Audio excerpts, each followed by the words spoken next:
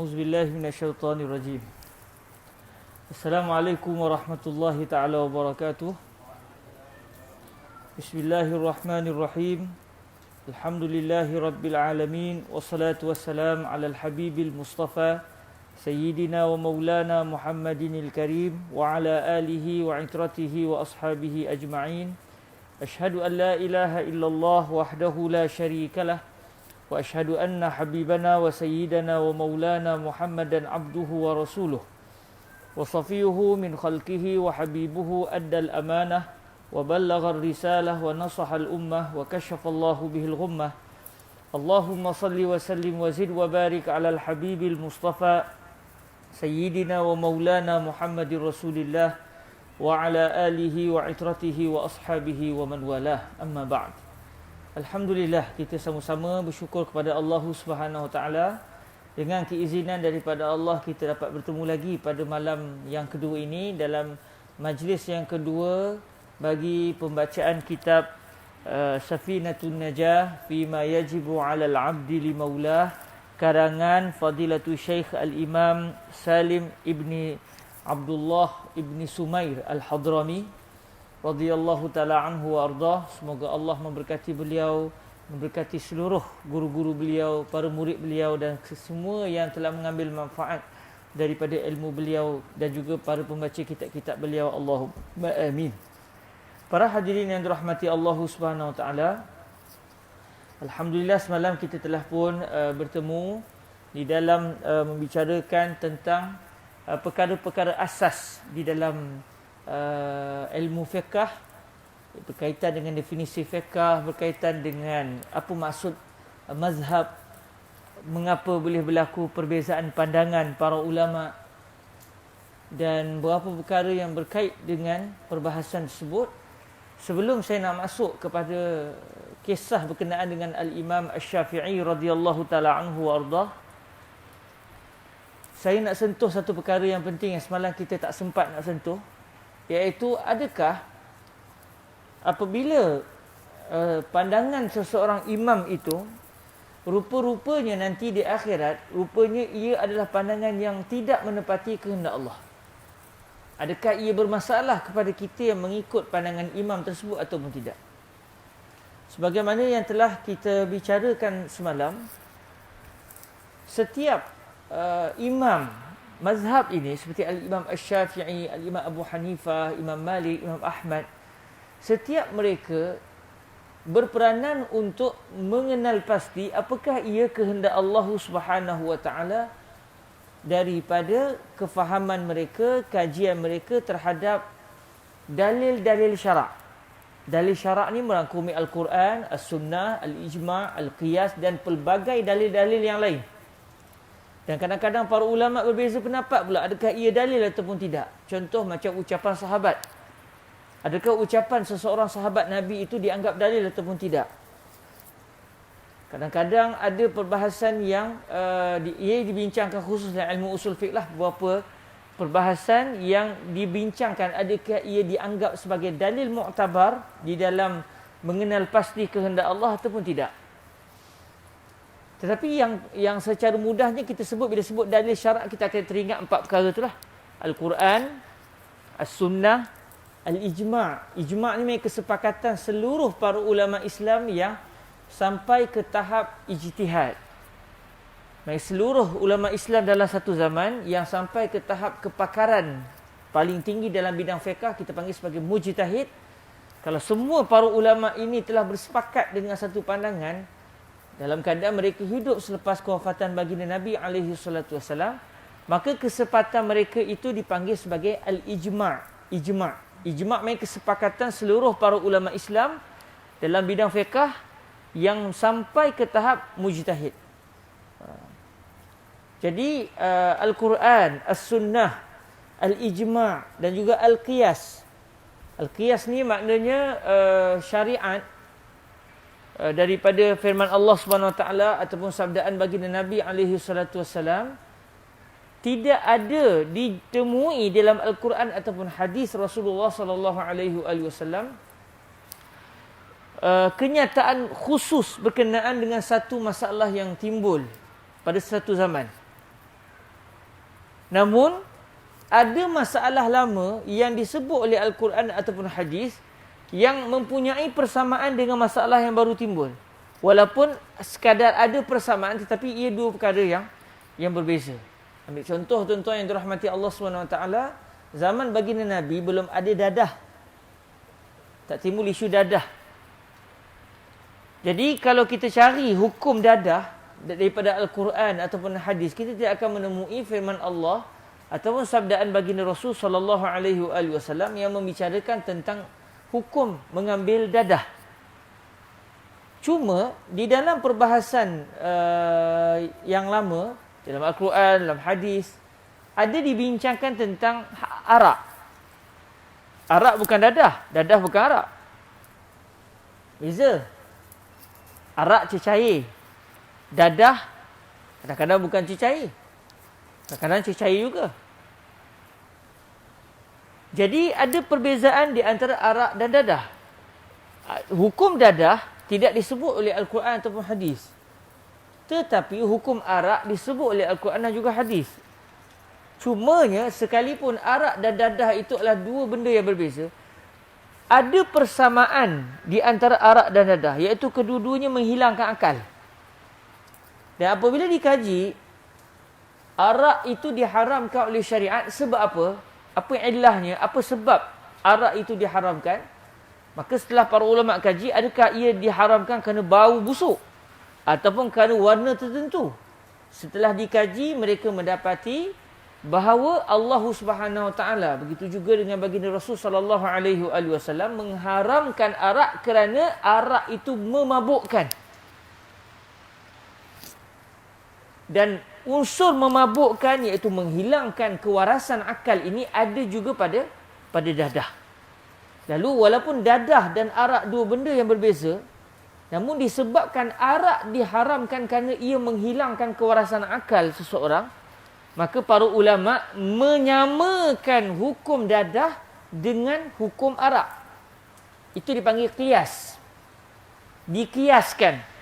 Iaitu disamaratakan hukum di antara arak dan juga dadah, walaupun hakikat arak bukan dadah, hakikat dadah bukan arak. Tetapi ada sedikit persamaan di antara arak dan dadah, iaitu kedua-duanya menghilangkan kewarasan akal. Maka sebagaimana arak itu diharamkan oleh syariat kerana menghilangkan akal, maka segala benda yang menghilangkan kewarasan akal juga secara dasarnya adalah diharamkan. Itu dipanggil qiyas.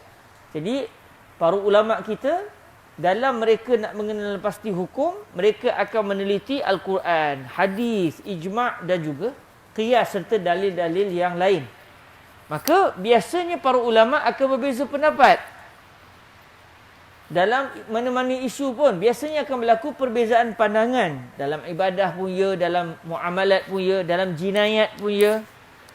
Contoh dalam masalah hukum orang yang murtad, dalam mazhab Imam Syafi'i dijatuhkan hukuman bunuh ke atas orang yang murtad. Tetapi ada pandangan para ulama yang berpendapat bahawa orang yang murtad tidak dijatuhkan hukuman bunuh.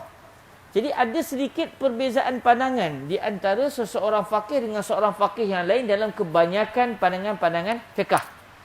Jadi bila ada perbezaan, dan kita telah sebut semalam, setiap orang yang sampai ke tahap kepakaran dalam bidang fiqh, atau dengan nama yang lain kita panggil sebagai faqih atau mujtahid, seperti Al-Imam Asy-Syafi'i, Imam Abu Hanifah dan sebagainya, maka setiap mereka itu bertanggungjawab untuk mencari apakah dia kehendak Allah dalam masalah-masalah tertentu. Dan mereka akan meneliti dalil. Jadi setiap mereka setelah membuat kajian, akhirnya mereka mempunyai pendirian. Bagi mereka, apa yang mereka faham itu adalah kehendak Allah dan kehendak Rasul sallallahu alaihi wasallam. Tetapi biasanya berbeza pendapat. Imam Syafi'i faham lain, Imam Abu Hanifah faham lain, Imam Malik faham lain, Imam Ahmad faham lain.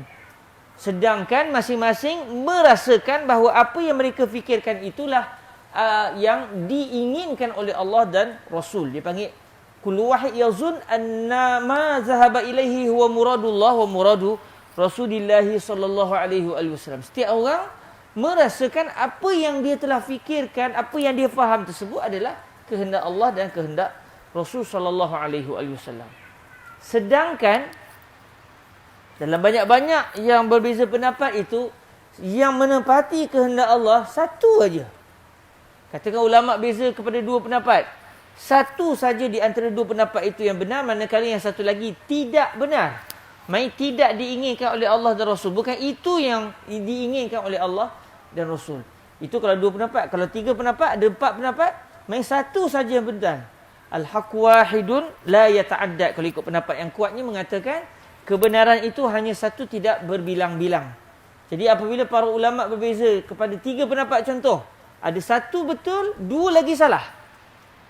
Dalam masa yang sama, setiap fuqaha yang berbeza pendapat itu masing-masing merasakan bahawa pandangannya lah yang bertepatan dengan kehendak syarak. Jadi di akhirat nanti, kita akan tahu mana satu yang benar, mana satu yang salah dalam isu tertentu. Setiap isu bila berlaku khilaf para ulama, dalam bab contohnya dalam katakan dalam sudut adakah wajib membaca Fatihah ataupun tidak dalam solat, sah atau tidak sembahyang kalau tak baca Fatihah, maka nanti di akhirat kita akan tahu mana satu yang diinginkan oleh Allah. Kerana hanya satu saja yang benar, manakala pandangan yang kedua, ketiga atau keempat atau seterusnya itu adalah salah di sisi Allah Subhanahu wa taala. Cumanya, adakah para ulama kita kalau di akhirat nanti, apabila mereka berpegang dengan pandangan yang rupa-rupanya salah, sedangkan mereka menyangka itulah kehendak Allah dan Rasul, rupa-rupanya di akhirat nanti Allah Ta'ala menyatakan bahawa pandangan itu salah, bukan itu kehendak Allah, bukan itu kehendak Sayyiduna Rasulullah sallallahu alaihi wasallam. Adakah mereka berdosa? Adakah Imam Asy-Syafi'i contohnya, kalau dalam isu tertentu rupa-rupanya beliau tersalah, yang benar adalah pendapat Imam Malik contohnya, itu yang bertepatan dengan kehendak Allah dan Rasul, katakan, adakah maknanya Al-Imam Asy-Syafi'i berdosa kepada Allah? Jawapannya tidak. Kerana mereka ini memiliki kelayakan untuk mencari gali hukum daripada dalil-dalil syarak. Orang pakar yang sudah layak diberikan kebenaran untuk terus pergi kepada Al-Quran dan juga hadis Rasulullah serta dalil-dalil yang lain untuk mengenal pasti hukum. Kalau tersilap pun, maknanya mereka dimaafkan. Kerana ini adalah kesilapan orang yang pakar, yang telah berhempas pulas meneliti dalil, lalu merasakan bahawa kehendak Allah adalah pandangan sekian-sekian-sekian, rupanya tersalah di dalam mencari kebenaran tersebut. Maknanya mereka tidak berdosa. Idza ijtahadal hakim fa asaba falahu ajran wa idza ijtahada fa akhta falahu ajrun. Apabila setiap hakim, iaitu orang yang memiliki kemampuan untuk mengambil hukum daripada Al-Quran dan juga hadis secara langsung, seperti Imam Syafi'i contohnya ini, kalau mereka rupa-rupanya berijtihad, mencari gali hukum, mengkaji, dan akhirnya rupa-rupanya benar, apa yang mereka faham itu rupanya kehendak Allah dan Rasul, maka mereka akan dapat dua sebab pahala. Sebab yang pertama, kerana mereka telah berusaha mencari gali hukum. Mereka berusaha, bukan senang-senang nak tahu hukum tu, kena buat kajian, kena fikir, merah otak. Jadi mereka dapat pahala dari sudut kerana mereka telah berusaha, dan pahala yang kedua pula adalah sebagai hadiah daripada Allah, kerana apa yang mereka fahami itu akhirnya rupa-rupanya kena dengan kehendak Allah dan kehendak Sayyiduna Rasulullah sallallahu alaihi wasallam. Adapun mereka yang sampai kepada kelayakan untuk terus mengambil hukum daripada Al-Quran dan juga hadis, rupa-rupanya akhirnya di akhirat kelak diberitahu bahawa pendapat mereka itu bersalahan dengan kehendak Allah dan Rasul, mereka tetap mendapat pahala. Kerana dapat pahala sebab apa? Sebab mereka telah berusaha, mereka telah beribadah kepada Allah dengan cara mencari, mengkaji, membuat penelitian dengan begitu halus untuk memahami apakah kehendak Allah dan kehendak baginda Nabi sallallahu alaihi wasallam. Jadi walau tersalah sekalipun, mereka tetap mendapat pahala. Maknanya kalau orang yang tak mampu untuk sampai ke tahap itu, yang tidak sampai ke tahap seorang mujtahid, tapi dia pula nak terus pergi kepada Al-Quran juga hadis. Dia kata Imam Syafi'i pun boleh, takkan saya tak boleh? Dia terlupa Imam Syafi'i pakar, Imam Malik pakar, Imam Ahmad orang yang pakar. Tapi dia tu tak pakar. Macam saya contoh, mana pakar? Tiba-tiba orang tanya hukum, nanti jap nak buka Al-Quran sekejap. Cek tu, baca Al-Quran. Berdasarkan apa pandangan saya, dia pula jadi ulama mazhab. Mazhab dia, mazhab Hairun Nizam contohnya. Bagi saya, Allah Ta'ala inginkan gian-gian, jadi hukumnya haram. Ketika itu, kalau kebetulan apa yang disebut tu betul sekalipun, dia tetap berdosa kepada Allah SWT. Sebab dia tidak layak. Kenapa pergi pandai-pandai terus kepada dalil? Sebab itu, kita, kalau orang tanya hukum, boleh jawab. Boleh, tak ada masalah. Tetapi dengan melapikkan jawapan kita kepada apa yang disebut oleh para fuqaha. Orang tanya apa hukum? Boleh. Sebab Imam Syafi'i kata boleh. Itu betul cara jawab tu. Tapi kalau kita orang tanya hukum, kita tak tahu. Lepas tu kita, boleh? Sebab boleh. Sebab Allah sebut. Sebab Nabi sebut. Maka ketika itu, dia sudah tersalah kerana dia bukan seorang yang pakar, tetapi dia terus langsung kepada dalil. Sedangkan yang bermuamalah, yang berurusan dengan dalil adalah golongan fuqaha semata-mata, iaitu orang yang pakar. Orang yang tak pakar bukan tanggungjawabnya merujuk dalil. Orang yang tidak pakar seperti kita, atau dalam bahasanya disebut sebagai muqallid. Orang yang tidak pakar, iaitu yang bukan mujtahid, dia hendaklah pergi kepada mujtahid dan tanya, apa pendapat dalam masalah ni? Berdasarkan kefahaman anda terhadap dalil syarak, apa yang Allah Ta'ala inginkan? Baru betul. Maknanya kita, kalau orang tanya soalan, mandai-mandai memberikan jawapan, sedangkan kita bukan seorang yang sampai ke tahap mujtahid. Dia baca Al-Quran, dia baca hadis, dia kata saya dah berhak untuk mengeluarkan hukum hakam. Maka kalau pendapatnya betul pun berdosa, kalau salah lagi berdosa. Kalau salah lagi-lagi dah berdosa, 2 kali dosa dia dapat. Kalau betul pun berdosa, sebab kamu tidak layak. Kenapa memandai-mandai terus kepada dalil? Sebab tu apabila disebutkan perbahasan ni, kata guru saya Fadilatul Syekh Sayyid bin Shaltul Asy-Syafi'i, kata beliau, kalamul mujtahidi bin nisbati ilal muqallidi ka kalamillahi wa kalamir rasuli bin nisbati ilal mujtahid. Ucapan seorang mujtahid, contoh macam Imam Syafi'i menyatakan hukum ni adalah bagian-bagian. Bagi kita, ucapan seorang mujtahid itu bagi pihak kita, untuk kita, adalah seperti ayat Al-Quran dan juga hadis Rasulullah. Bagi seorang mujtahid. Baik, kalau kita nak sebut secara mudah, ayat Quran, dalil kita siapa? Kalam mujtahid. Manakala dalil mujtahid pula adalah kalam Allah dan kalam Sayyiduna Rasulullah sallallahu alaihi wasallam. Dalil saya bukan terus Al-Quran dan hadis, sebab saya tak layak untuk terus melangkaui Al-Quran dan juga hadis. Saya bukan seorang yang pakar, yang tak diberikan keizinan untuk terus pergi kepada dalil. Saya bukan orang yang diberikan keizinan. Yang diberi keizinan siapa? Mujtahid. Jadi ucapan Imam Asy-Syafi'i contohnya, ucapan Imam Malik contohnya, ucapan Imam Ahmad contohnya, ucapan Imam Abu Hanifah contohnya, bagi kita itu seperti Al-Quran dan juga hadis.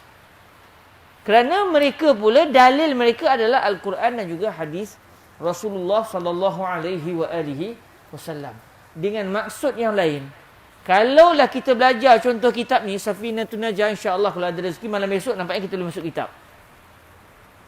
Tuan-tuan pun asal tak ada syekh je, ustaz tak datang je, suruh saya. Nampak sangat nak khatam cepat tu, saya pun okey kan?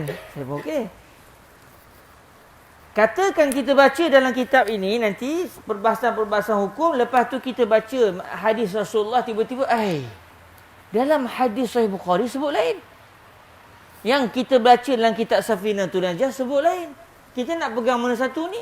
Nak pegang kalam Syekh Salim bin Abdullah Al-Hadrami ke? Atau kita nak pegang kalam Rasulullah? Sedangkan beliau, iaitu Syekh Salim, bin Abdullah bin Sumair Al-Hadrami bukan seorang Nabi, bukan maksum. Sedangkan kalam Rasulullah adalah maksum. Nak pegang kalam siapa ni? Jawapannya adalah, siapa kamu? Mujtahid atau muqallid? Saya muqallid. Kalau muqallid, dalil kamu bukan kalam Nabi. Dalil kamu adalah kalam seseorang faqih. Manakala dalil si faqih tu pula adalah kalam Allah dan kalam Rasulullah sallallahu alaihi wasallam. Dengan maksud yang lain, kalaulah saya selaku orang yang tak sampai ke tahap ijtihad, yang tidak sampai ke tahap kepakaran dalam bidang fiqh, mendapati ucapan imam saya, contoh macam kita Imam Asy-Syafi'i lah, mendapati kalam Imam Asy-Syafi'i seakan-akan bersalahan dengan kehendak Allah dan kehendak Rasul, baca Al-Quran macam pendapat Imam Syafi'i ni, macam tak sama je dengan ayat sekian-sekian, macam tak sama je dengan hadis sekian-sekian. Apa yang saya perlu lakukan? Saya perlu letakkan dalam kefahaman saya, apa yang saya faham itu rupa-rupanya ada kesilapan. Kerana Imam Syafi'i pasti sudah menemui dalil yang saya baru temui.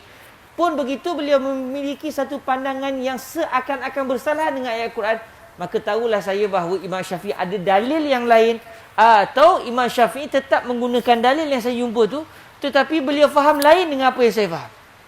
Kerana apa? Kerana dalil saya adalah kalam Imam Asy-Syafi'i, bukan Al-Quran, bukan hadis. Habis tu Quran hadis dalil untuk siapa? Dalil untuk Al-Imam Asy-Syafi'i radhiyallahu anhu. Jadi jambatan kita untuk pergi kepada dalil, kita tak pergi terus. Kita pergi melalui Al-Imam Asy-Syafi'i. Kita meminjam kefahaman Imam Syafi'i untuk sampai kepada kehendak Allah dan kehendak Sayyiduna Rasulullah sallallahu alaihi wasallam. Itu saya semalam tak sempat nak timbulkan, kerana mungkin orang kata, depa ni belajar lain macam dah lah, malam ni nak cerita pasal Imam Syafi'i pula. Kan? Macam nak ta'assub dengan Imam Syafi'i je. Dia bukan ta'assub, dia pergi kepada di manakah kedudukan kita. Adakah kita seorang mujtahid yang sampai ke tahap kepakaran tersebut atau tidak?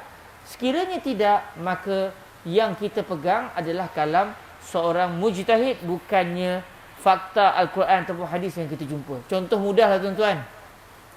Tuan-tuan baca kat WhatsApp, baca dekat Facebook. Kalau sakit ni ubatnya begian. Tiba-tiba doktor kata jangan makan benda tu, bahaya. Tuan-tuan nak pegang kalam siapa? Tapi Facebook cakap. Ni saya ada beli buku perubatan ni yang dicetak pada tahun 2003. Doktor buku ni menyatakan penyakit ni ubat ni begini. Terus pergi kepada dalil. Sedangkan saya bukan seorang yang pakar, entah buku tu buku yang sudah diperhalusi atau sudah ketinggalan zaman, tak pasti. Mana satu saya kena ikut? Saya kena pegang kalam doktor. Sebab dia yang main dalam bidang tu. Dia yang menguasai bidang tu. Bukan saya pergi kepada fakta-fakta, bukti-bukti penemuan sains yang menunjukkan ubat ni adalah penyakit untuk sekian. Kerana yang akan bermuamalah, yang akan berurusan dengan fakta-fakta perubatan itu doktor itu. Itu dalilnya. Dia akan cek adakah dalil ni kuat ataupun tidak. Saya pula, saya bukan terus pergi kepada dalil. Saya berpaut kepada doktor yang akan merujuk kepada fakta-fakta tersebut. Jadi begitulah secara kasarnya perbahasan ini. Dan apabila katakan di akhirat nanti rupa-rupanya kita dalam masalah-masalah tertentu berpegang dengan pendapat Al-Imam Asy-Syafi'i, rupa-rupanya salah Imam Syafi'i, Allah Ta'ala kata yang benar pendapat Imam Ahmad contohnya, Imam Syafi'i tak berdosa, kita yang ikut macam mana pula? Kita juga tidak berdosa sebab kita diberikan kemaafan kerana kita sendiri tidak mampu untuk terus pergi kepada dalil. Kita tak mampu untuk terus pergi kepada dalil. Kita berpaut kepada Al-Imam Asy-Syafi'i. Al-Imam Asy-Syafi'i pula seorang yang pakar, maka kalau beliau silap sekalipun beliau tidak berdosa dan kita yang mengikutnya juga tidak berdosa. Sebab ada orang kata, Syekh, ente nak pegang lagi kalam Imam Syafi'i sedangkan hadis sebut begini.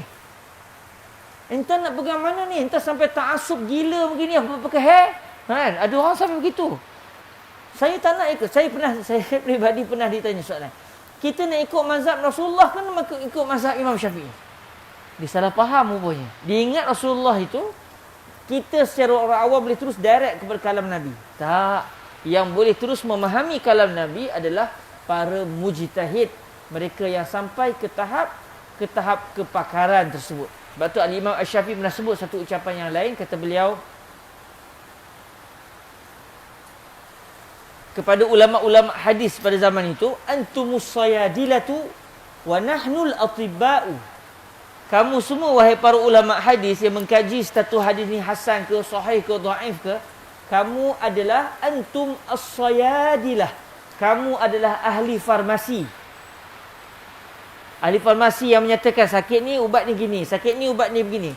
Yang nak menentukan kadar ubat yang perlu dimakan oleh pesakit siapa pula? Siapa doktornya pula? Kami. Kami yang doktor. Kamu sekadar memberitahu hadis ni status apa? Hasan, dhaif, sahih, maudhu'. Okey, setelah kamu dah beritahu, selesai peranan kamu. Bukan pula kamu berperanan nak mengambil hukum daripada hadis tersebut. Sebab yang nak mengambil hukum daripada hadis tersebut, itu tugas kami selaku mereka yang sampai ke tahap mujtahid. Antumus sayadilatu wa nahnul atibba'u. Itu adalah di antara kefahaman Al-Imam Asy-Syafi'i dan juga para ulama silam, yang mana setiap seorang ada kepakarannya. Yang sampai ke tahap ijtihad, mereka diwajibkan untuk mencari hukum daripada Al-Quran dan juga hadis. Manakala yang tidak sampai pula, mereka diwajibkan untuk berpaut kepada pendapat para ulama silam. Alhamdulillah, secara kasarnya kita telah pun meneliti perkara-perkara besar dalam isu-isu fiqh. Dan sebelum kita masuk kepada siapakah dia Al-Imam Asy-Syafi'i, silakan kalau ada soalan.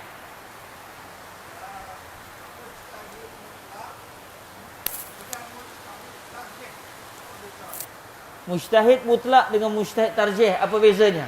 Ini dia dah masuk kepada pembahasan dalam dalam ilmu usulul fiqhi. Jangan bawa main orang surau sini tanya soalan terketar awak nak menjawabnya. Apa beza mujtahid mutlak dengan mujtahid tarjih?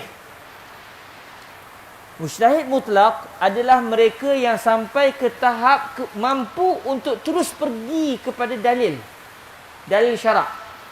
Contoh ni seperti Al-Imam Asy-Syafi'i, Imam Abu Hanifah, tu semua panggil mujtahid mutlak.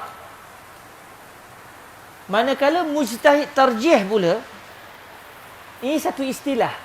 Hakikatnya mujtahid tarjih bukanlah seorang mujtahid pada hakikatnya. Siapa contoh mujtahid tarjih? Dalam mazhab Imam Syafi'i, contoh mujtahid tarjih adalah Al-Imam An-Nawawi. Al-Imam An-Nawawi yang sehebat itu pun tak sampai ke tahap kepakaran Al-Imam Asy-Syafi'i. So orang Kuala ni macam mana kita?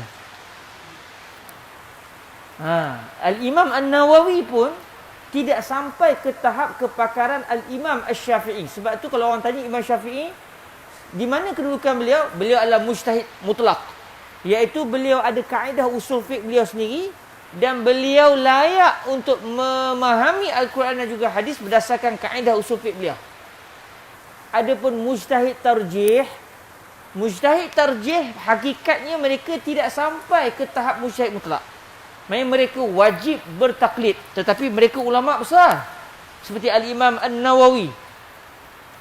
Cumanya dipanggil mujtahid atas dasar bahasa. Mujtahid maksudnya ijtihada bersungguh-sungguh. Mujtahid orang yang bersungguh-sungguh. Bersungguh-sungguh dalam sudut apa? Untuk melihat antara pendapat Imam Syafi'i yang pertama dengan pendapat Imam Syafi'i yang kedua, mana yang lebih kuat. Sebab kadang-kadang dalam satu masalah Al-Imam Asy-Syafi'i sendiri ada dua pendapat. Ada. Dalam kitab ni Imam Syafi'i kata pandangan ini adalah sekian-sekian-sekian. Tiba-tiba dalam kitab ini Imam Syafi'i kata pandangan ini adalah sekian-sekian-sekian. Bercanggah pula. Secara zahir bercanggah. Dan para ulama yang berperanan untuk meneliti antara dua pendapat ini mana yang lebih kuat sebenarnya, itu dipanggil mujtahid tarjih.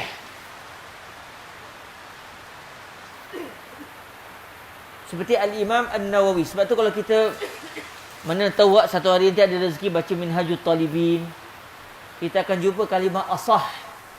Kita akan jumpa kalimah muqabilul asah. Kita akan jumpa kalimah al-azhar. Kita akan jumpa kalimah muqabilul azhar. Kita akan jumpa kalimah qila. Kita akan jumpa kalimah wa fi qaulin. Itu semua istilah-istilah yang telah direka oleh Al-Imam An-Nawawi radhiyallahu taala anhu dalam kitab beliau Minhajut Talibin dan juga kitab-kitab yang lain, kesemuanya untuk menyatakan dalam isu ini Imam Asy-Syafi'i ada dua pendapat. Contoh, dalam isu lain pula Imam Syafi'i tak menyatakan sebarang pandangan. Tetapi ulama-ulama yang memiliki kemahiran seperti Al-Imam Asy-Syafi'i menyatakan bahawa kalau Imam Syafi'i masih hidup, nescaya Imam Syafi'i akan sebut pandangan ini. Mereka cuba mengembangkan mazhab Imam Asy-Syafi'i walaupun Imam Syafi'i dalam isu itu tidak ada pandangan. Dicari dalam kitab, Imam Syafi'i tak sebut pendapat tu. Tetapi mereka seperti Imamul Haramain Al-Juwaini, ini tinggi lagi daripada Imam Nawawi. Contohnya siapa lagi? Al-Imam Al-Ghazali. Contohnya Ar-Rabi' Al-Muradi, Ar-Rabi' Al-Ghizi, Al-Jizi, Ibnu Khuzaimah, ulama-ulama besar dalam mazhab Imam Asy-Syafi'i yang mereka ni dipanggil sebagai ashabul wujuh. Ini istilah-istilah yang agak dalam sikit lah soalan bertanya begitu. Tuan Haji kita tanya soalan gitu, saya pun sebut sikit kasar-kasarnya. Yang mana kalau Imam Syafi'i tak mengeluarkan pandangan, tetapi ulama-ulama yang besar-besar ini bertanggungjawab untuk mengembangkan mazhab Imam Syafi'i dengan menyatakan kalaulah Imam Syafi'i masih ada, dengan kaedah yang Imam Syafi'i dah sebut, beliau insya-Allah akan mengatakan bahawa hukum ni adalah bagian. Kalau ada dua pendapat pula, ada di kalangan ulama-ulama besar ni mengatakan kalau Imam Syafi'i masih hidup, inilah pendapat Imam Syafi'i.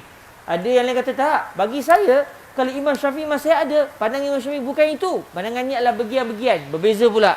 Maka siapa yang akan menentukan, yang akan membuat kajian antara dua pandangan ini, mana yang lebih kuat untuk dianggap sebagai pandangan standard dalam mazhab Imam Syafi'i, pandangan yang muktamad dalam mazhab Imam Syafi'i, ini peranan mujtahid at-tarajih seperti Al-Imam An-Nawawi radhiyallahu taala anhu wa ardahu. Jadi itu adalah perbezaan di antara mujtahid mutlak dengan mujtahid tarjih. Dia ada banyak lagi, ada panggil ashabul wujuh. Ashabul wujuh kadang-kadang dia sebenarnya adalah mujtahid mutlak. Tetapi kalau ketika itu dia berperanan untuk mengembangkan pendirian Imam Asy-Syafi'i, dia dipanggil sebagai ashabul wujuh. Itu ada beberapa perbahasan yang agak dalam lah dalam mazhab Al-Imam Asy-Syafi'i radhiyallahu taala anhu wa ardahu. Alhamdulillah, secara kasarnya tuan-tuan, moga-moga dengan beberapa perbahasan yang kita bincang semalam juga hari ini, kita akan nampak, rupa-rupanya kenapa saya kena belajar mazhab Imam Asy-Syafi'i? Wajib ke saya belajar mazhab Imam Syafi'i? Tak wajib. Tapi kenapa kita belajar? Kebetulannya sejarah ulama-ulama kita daripada Melayu ini mendapat agama Islam daripada cara ulama-ulama Yaman.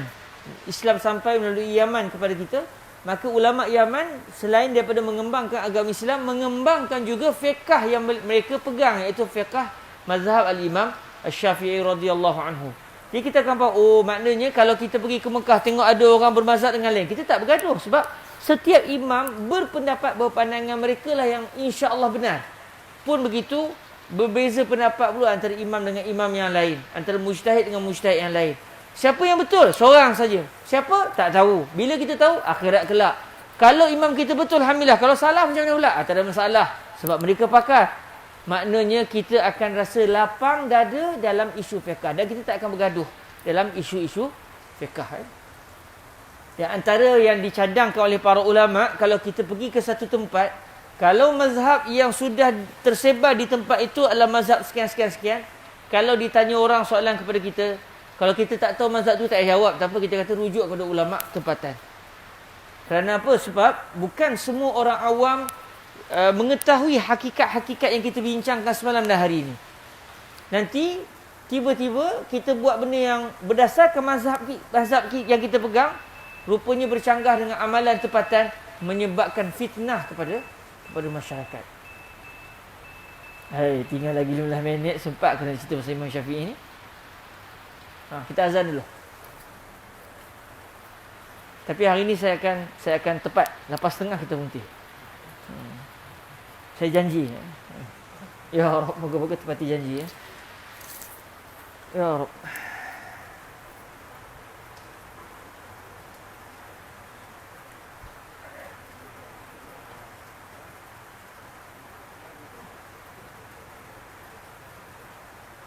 Allahu Akbar, Allahu Akbar.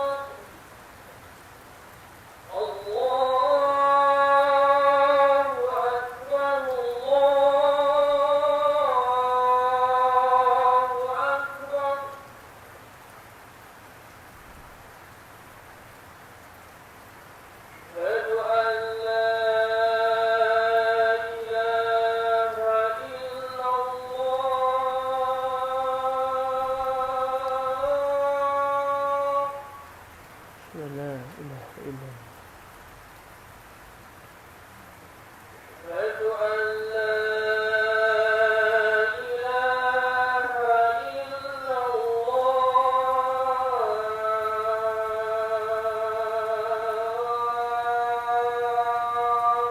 Asyhadu an la ilaha illallah.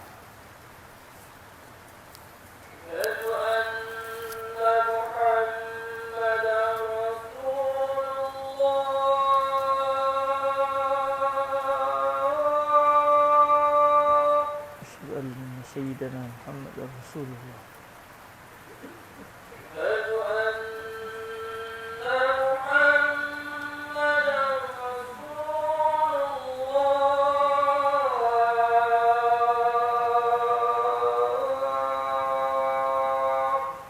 أشهد أن سيدنا محمد رسول الله.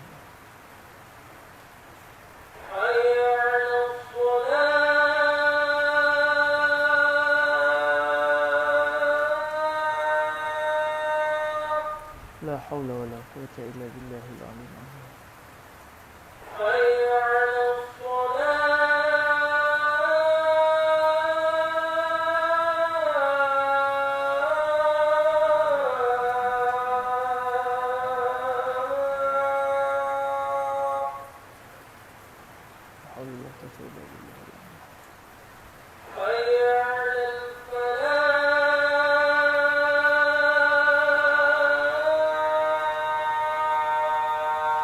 لا حول ولا قوة إلا بالله العلي العظيم.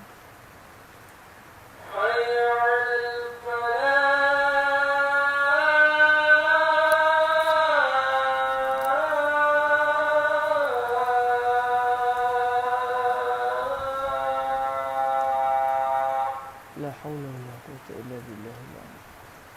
الله أكبر الله أكبر الله أكبر الله أكبر.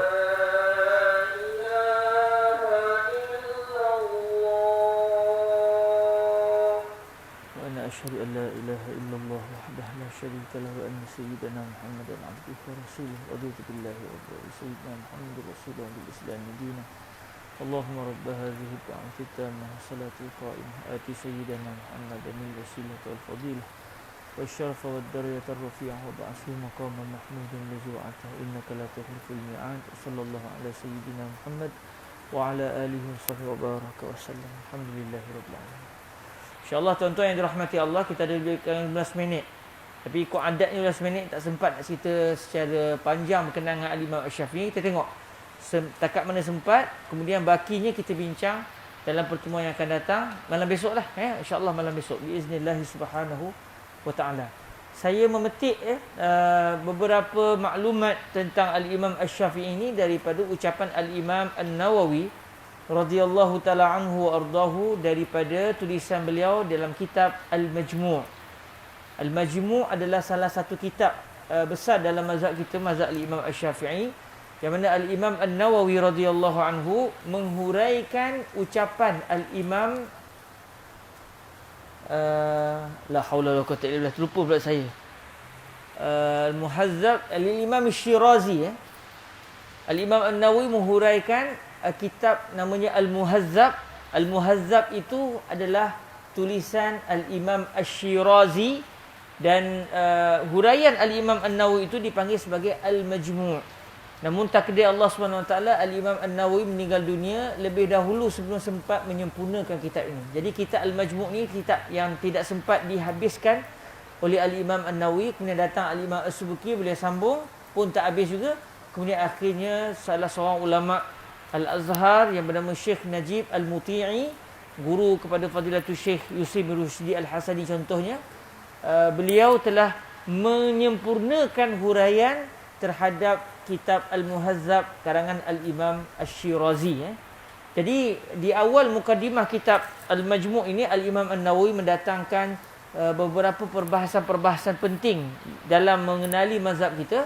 Maka apabila beliau membicarakan tentang mazhab Al-Imam Asy-Syafi'i, beliau mendatangkan biodata Al-Imam Asy-Syafi'i dengan panjang lebar kepada kita. Jadi insya-Allah pada malam ni kita baca takat yang sempat sebelum pukul 8.30, dan insya-Allah keesokan kita akan sambung lagi yang berbaki biiznillah subhanahu wa taala. Kata al-Imam An-Nawawi radhiyallahu taala anhu wa ardahu, huwa al-Imam Abu Abdullah Muhammad ibn Idris ibn al-Abbas ibn Utsman ibn Syafi' ibn Sa'ib ibn Abdullah ibn Abdi Yazid ibn Hashim ibn al-Muttalib ibn Abdi Manaf ibn Qusay ibn Kilab ibn Murrah ibn Ka'b ibn Lu'ay. Imam Nawawi tak sebut sampai dekat tu. Dia sebut sampai ibn Abdi Manaf ibn Qusay Al-Qurashi Al-Muttalibi Al-Syafi'i Al-Hijazi Al-Makki. Jadi kata beliau, Al-Imam Al-Syafi'i, yang kita kata Imam Syafi'i ni, beliau adalah gelaran beliau Abu Abdullah. Orang Arab dia ada kunyah. Kunyah ni maknanya menggelarkan seseorang disandarkan kepada anak atau disandarkan kepada ayah. Kadang-kadang contoh macam Ibnu Abbas, itu kunyah Ibnu Abbas. Begitu juga dengan situasi ini macam Abu Abdullah, bapa kepada Abdullah. Abu Abdullah ni kalau ikut terjemahnya bapa kepada Abdullah. Adakah maksudnya Imam Syafi'i ada nama, ada anak nama Abdullah? Wallahu alam. Sebab kadang-kadang dia gelaran semata-mata. Siapa yang namanya Muhammad digelar Abu Abdullah, bapa kepada Abdullah. Jadi Imam Asy-Syafi'i ini nama beliau adalah Muhammad bin Idris bin Al-Abbas bin Uthman. Maknanya beliau bukan nama Syafi'i. Beliau bernama Muhammad bin Idris bin Al-Abbas bin Uthman. Muhammad bin Idris bin Al-Abbas bin Uthman bin Syafi'. Tahu kita Asy-Syafi'i maknanya berketurunan Syafi'. Datuk beliau bernama Al-Abbas, ayah datuk nama Osman, ayah kepada Osman nama Syafi'. Datuk yang keberapa tu? Datuk yang ketiga. Sebab datuk pertama nama Al-Abbas, ayah kepada Al-Abbas nama Osman, ayah kepada Osman nama Syafi'. Syafi' bin As-Sa'ib. Jadi Syafi' ini adalah merupakan salah seorang moyang Al-Imam Asy-Syafi'i yang di atas, atau secara tepatnya iaitu datuk Al-Imam Asy-Syafi'i lapis yang ketiga. Sebab datuk beliau yang betul-betul nama Al-Abbas, ayah kepada Al-Abbas nama Osman, ayah kepada Osman nama Syafi'. Syafi' pula ayahnya bernama As-Sa'ib. Jadi orang panggil Imam Asy-Syafi'i ini sebab apa? Main keturunan Syafi' bin As-Sa'ib. Dan Syafi' ini adalah sahabat Nabi SAW. Cuma sahabat yang berusia muda. Manakala ayahanda beliau bernama As-Sa'ib juga sahabat Nabi, tetapi di antara tawanan perang Badar. Dalam kitab yang lain disebut As-Sa'ib ini asalnya bukan seorang sahabat Nabi lah. Dia turut terlibat dalam perang Badar melawan tentera Islam, tapi akhirnya masuk Islam, lalu menjadi sahabat Nabi SAW. Jadi beliau iaitu As-Sa'ib serta anaknya dua-dua sahabat Nabi SAW. Sebab tu dipanggil Al-Imam Asy-Syafi'i, kerana datuk beliau yang mula-mula menjadi sahabat Nabi adalah yang bernama Syafi' bin As-Sa'ib. Syafi' pun sahabat, ayahanda beliau As-Sa'ib juga adalah sahabat baginda Nabi SAW. Manakala Sa'ib pula bin adalah anak kepada Abdullah bin Abdi Yazid bin Hashim bin Al-Muttalib bin Abdi Manaf bin Qusay. Tahulah kita, di antara Rasulullah SAW dengan Al-Imam Asy-Syafi'i radhiyallahu anhu, di mana pertemuan nasab keturunan Rasulullah dengan nasab Sayyidina Al-Imam Asy-Syafi'i pada moyang ataupun keturunan datuk nenek moyang Nabi yang bernama Abdi Manaf bin Qusay. Sebab Nabi Muhammad adalah Muhammad ibnu Abdullah ibni Abdul Muttalib ibni Hashim ibni Abdi Manaf ibni Qusay ibni Kilab ibni Murrah ibni Ka'b dan ke atas. Maknanya nasab Nabi dengan nasab Al-Imam Asy-Syafi'i bertemu di Abdi Manaf ibni Qusay ibni Kilab ibni Murrah ibni Ka'b ibni Lu'ay ibni Ghalib sampai ke atas. Jadi yang mula-mula mempertemukan nasab keturunan Al-Imam Asy-Syafi'i dan juga nasab Rasulullah SAW adalah di Sayyiduna Abdi Manaf ibni Qusay. Sebab tu kita panggil Al-Imam Asy-Syafi'i ini adalah bangsa Quraisy. Sebab beliau adalah sama nasab dengan Nabi, walaupun bukan daripada zuriat Nabi, tetapi bersambung dengan nasab Nabi di Sayyiduna Abdi Manaf ibni Qusay ibni Kilab ibni Murrah. Dan kalau kita lihat tuan-tuan yang dirahmati Allah, kata Al-Imam An-Nawawi lagi, wa qad aktsara al-ulama'u minal musannafati fi manaqib asy-Syafi'i rahimahullahu wa ahwalihi minal mutaqaddimin ka Dawud adh-Dhahiri wa akharin wa minal mutaakhirin kal Baihaqi wa khalaiq la yuhsaun wa min ahsaniha tasniful Baihaqi wa huwa mujalladan. Jadi kata Al-Imam An-Nawawi radhiyallahu anhu, ramai sungguh para ulama yang telah menghasilkan karya khusus di dalam menceritakan kelebihan-kelebihan Al-Imam Asy-Syafi'i.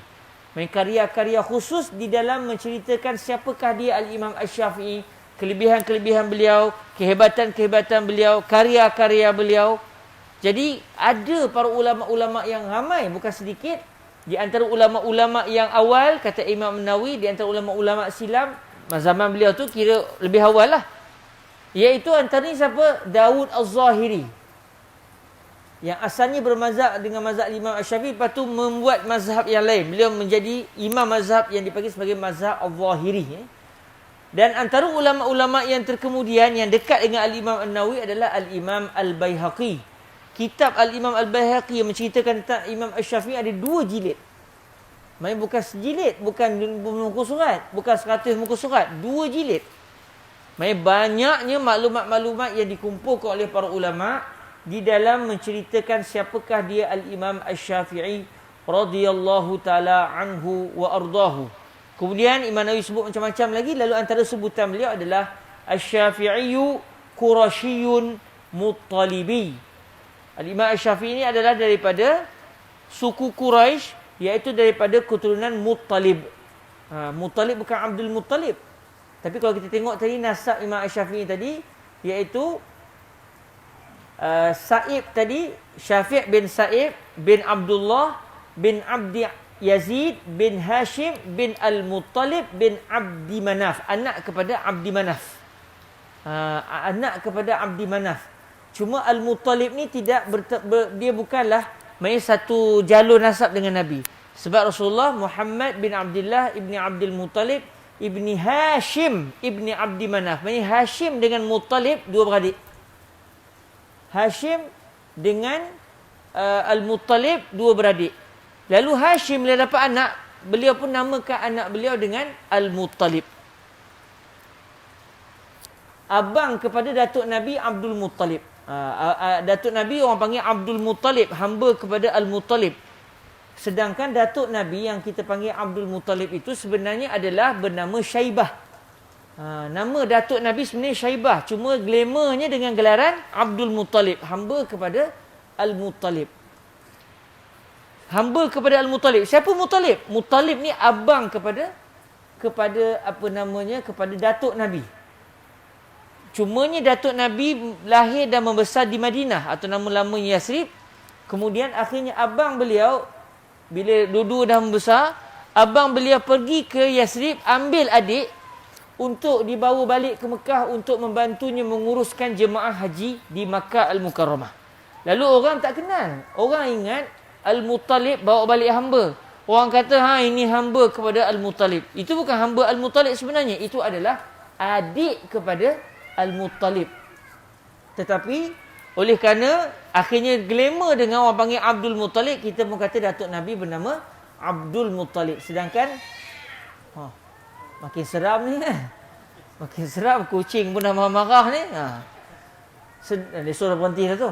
Tinggal 5 minit lagi. 2 minit, tinggal lagi 2 minit. Jadi Al-Muttalib itu adalah abang kepada Datuk Nabi yang bernama Syaibah. Cuma Datuk Nabi akhirnya glamour dengan gelaran Abdul Muttalib.